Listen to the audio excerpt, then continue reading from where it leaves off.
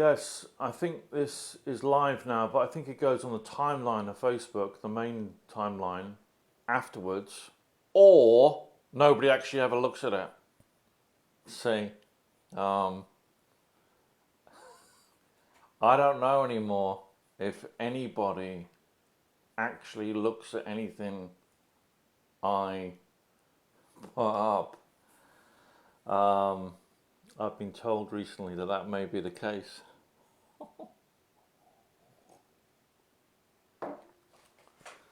So if that is the case, I'm talking to myself, and this is a complete bloody waste of time. Oh well.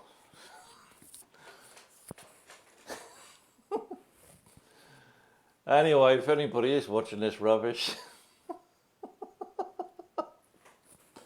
Anyway, I'm 9 years sober on the 15th of April 2024. It's the 3rd of July, Wednesday the 3rd of July 20, oh, I don't say the exact time, but it's the 3rd of July, Wednesday, and I don't want to be tracked, man. I don't want to be tracked. I don't say the exact time, man. I'm bloody... Man, you're 9 years sober. You're still bloody paranoid. Wow, there's not much bloody hope, mate.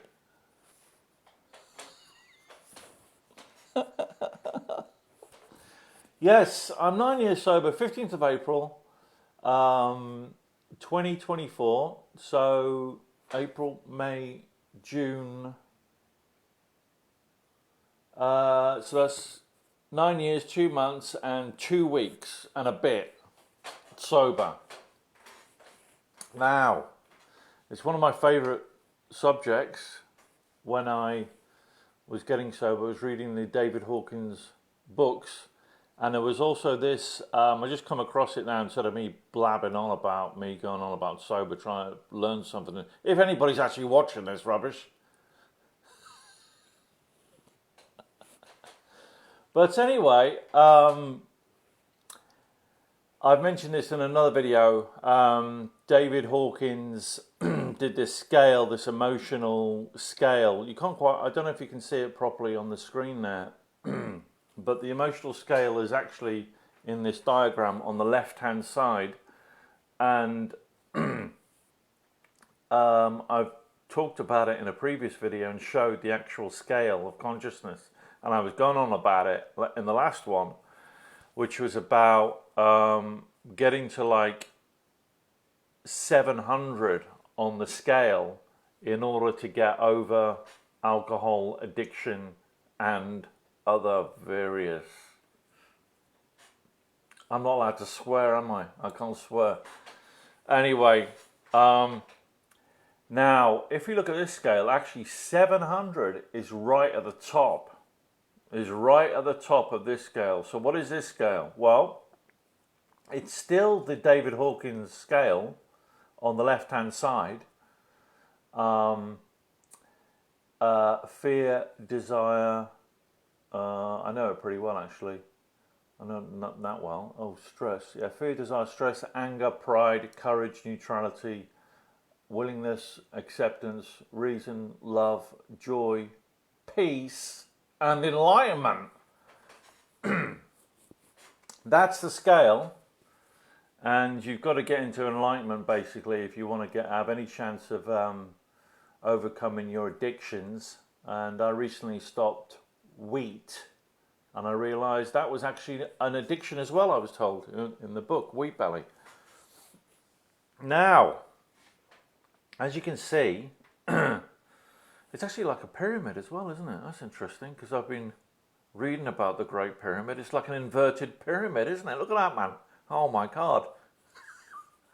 But as you can see, fear, the emotion of fear, the dark side are indeed they. Look at that, suffering and survival.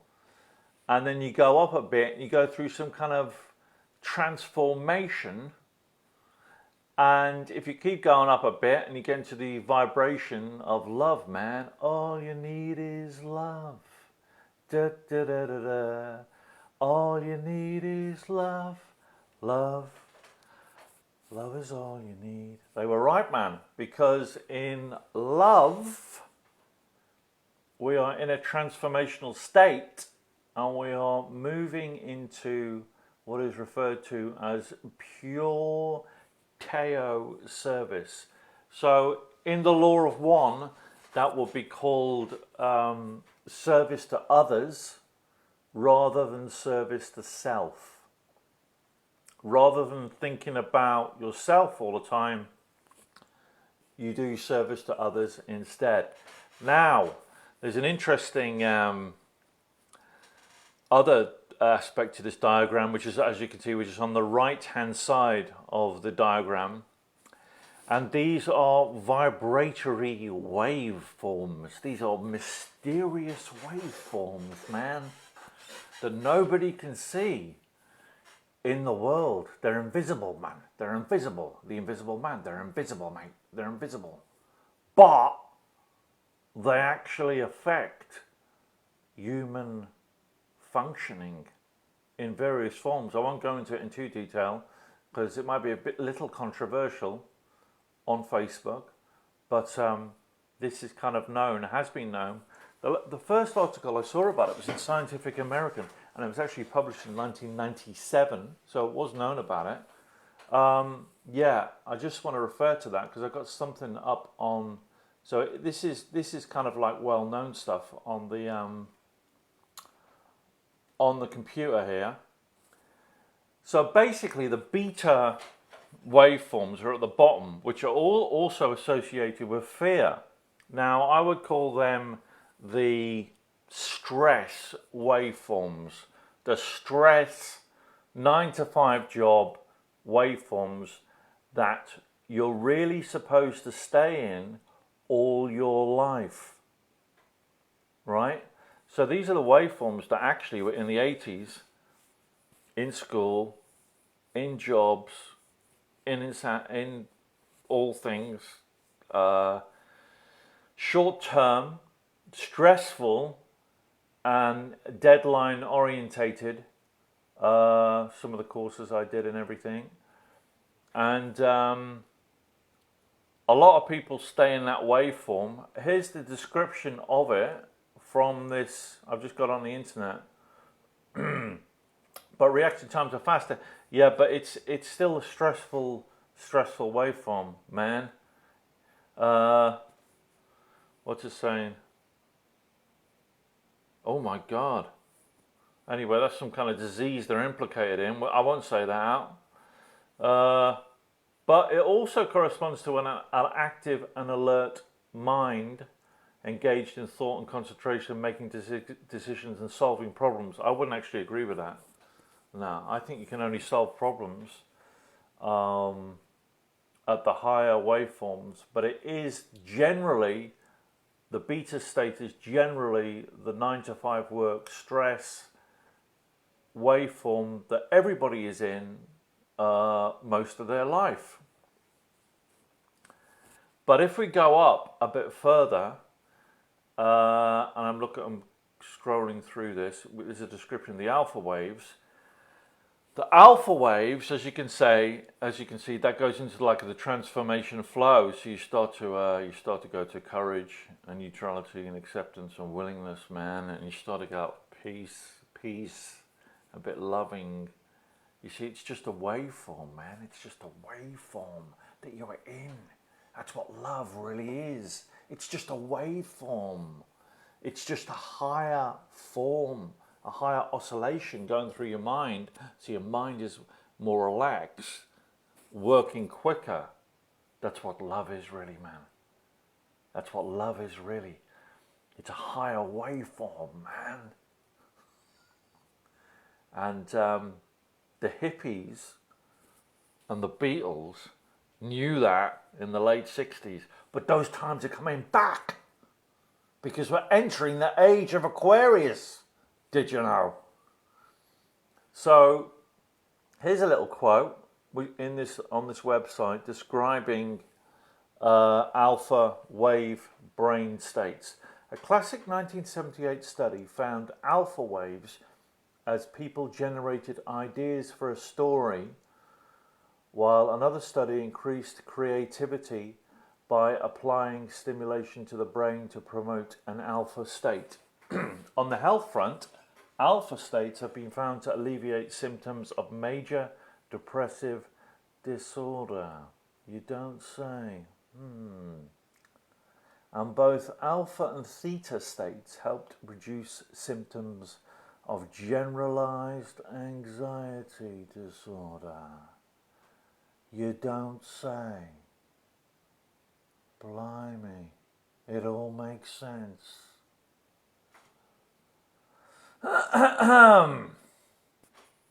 So if you're in the alpha state, which is about over 200, it's actually about 300, 250 on the David Hawkins scale. You go into a transformation flow. You go into a transformation. Hey man, wow, I'm in a transformation flow. Wow. So you go into this higher. I'm on a roll, aren't I? Nobody's looking at this anyway, so it doesn't bloody matter. But you go into a higher brainwave, and you go into a transformation flow. And you notice in this, I've just found this on the internet. Alpha waves is people generated ideas for a story, while another study increased creativity by applying stimulation. So it increases creativity and you can generate ideas for a story. But I would also say that not just kind of like script writing, anything like that. I would just say the very nature, having gone through it, I believe I've gone through this to quite a lot of degree. I would say that the very nature of the increase in creativity, forget about the story writing, and forget about that. I'm talking about increased creativity on a practical day-to-day level, so you're then able to solve the problems that have mounted up in your life because you're in the beta waveform state for most of your life. So if you can get into the alpha waveform state, you start solving, well, I call it the shite that has mounted up in your life, or other people call it baggage, right? But you know what I'm talking about as you get older. So if you can get into the alpha brainwave state rather than the beta one, the shite that mounts up starts to go, and I can vouch this from how I can say that this actually has happened to me. So there's a third one here. Well, there's a fourth one. Forget about. I don't know what the delta is, man. You're actually on a different planet. If you get that one at the top, delta, man, you're on a different planet, man. But we'll go to the theta one, the third one. Let's see what it says on this article.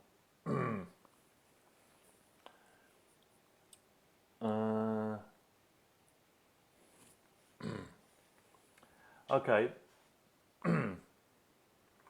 Well, it says this: like delta, theta brainwaves can also occur while you're asleep, but not in the deep phase, more often when you're drifting off or just before waking up.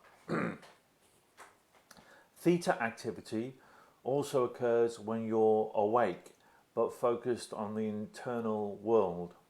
You might be drowsy, daydreaming, relaxed, and on autopilot. One study found theta brainwaves promoted a positive emotional experience, describing it as blissful. Theta waves also appear to be involved in implicit learning when we pick up on things without deliberate attention, like riding a bike or swimming.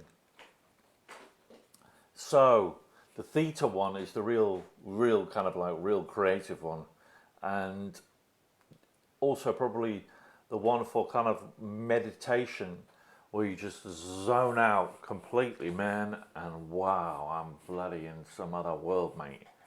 And daydreaming and feel very relaxed. And that's probably the most creative one, where you can actually just zone out for a bit and just really calm down. I think I might be in this now. Just really calm down, man.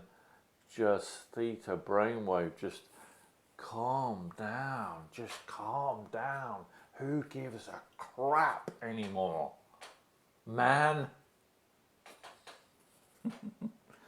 So I recently did write a script, which I thought was quite good.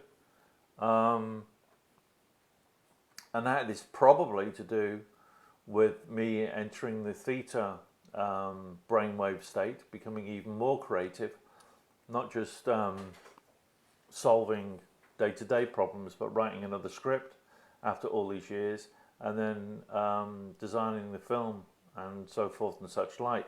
That's probably because I've gone into the theta brainwave state now and again.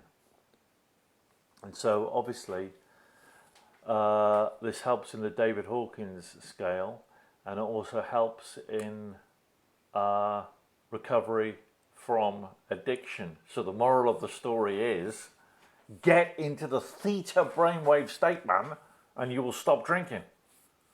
Right? Because that's so bloody high, you're almost floating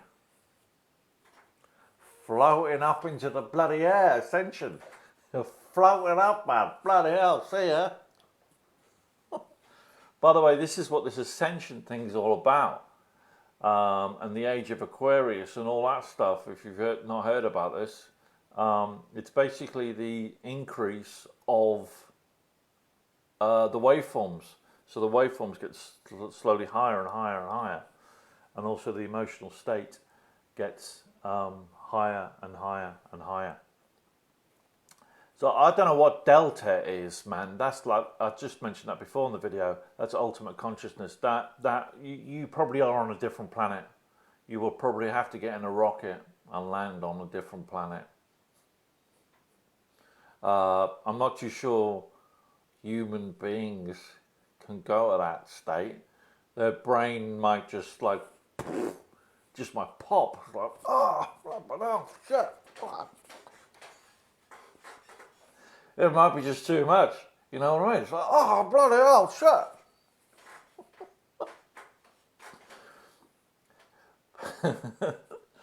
But hang on, what does this say about it? This is the thing here, the other thing. What is this?